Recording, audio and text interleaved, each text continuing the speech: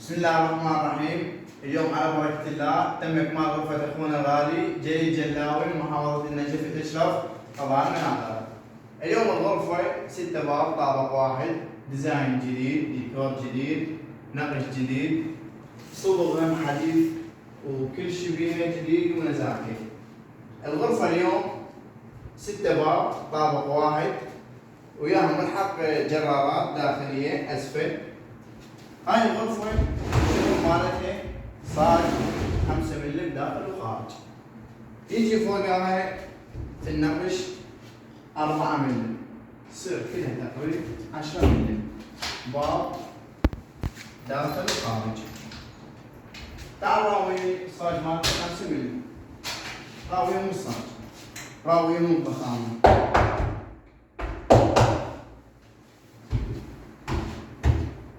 احنا معرضنا محافظة النجف الأشرف ناحية الشرق. لا تنسون الاشتراك قناة حمود المجاوي وتفعلون الجرس حتى يوصلكم كل شيء جديد. سعر الغرفة هاي 3 مليون وربع. مسوين عروض هيك وتخفيضات هذا الشهر ان شاء الله. 5 ملم موجود.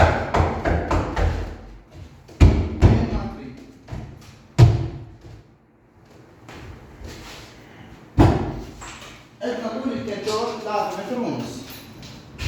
الزاوية وياه 1.20 متر، يصير 74 القياس مالته من الطول للطول. الارتفاع عندنا احنا 2.45 متر باعتبار طابق وربع. راوين الميز بحث التفاصيل، باب منا جرار منا، نقشته ايضا ناسكي. هاي الشازدونة مالتي طابورية مال الميز الماية، شرباية،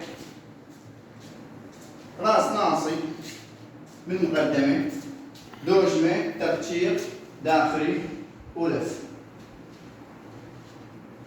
راوي التاج الآلي والجرارات من ناحية.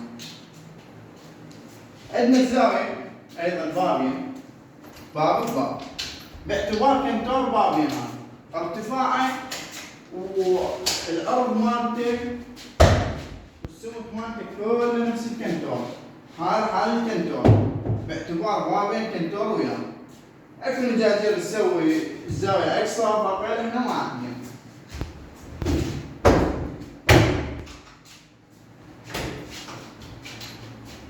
مثل ما عودناكم احنا ان شاء الله، كل ما تشتركون بالقناة تعطونا لايك وتفعلون الجرس ننزلكم ديكورات احدث وارقام. راوينا هاي جراراتنا، جرارين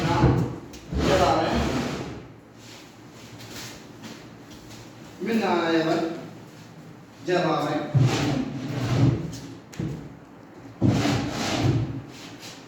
لا تنسون الاشتراك بقناة حمود النداوي وتفعلون الجرس حتى يوصلكم كل شيء جديد. في امان الله.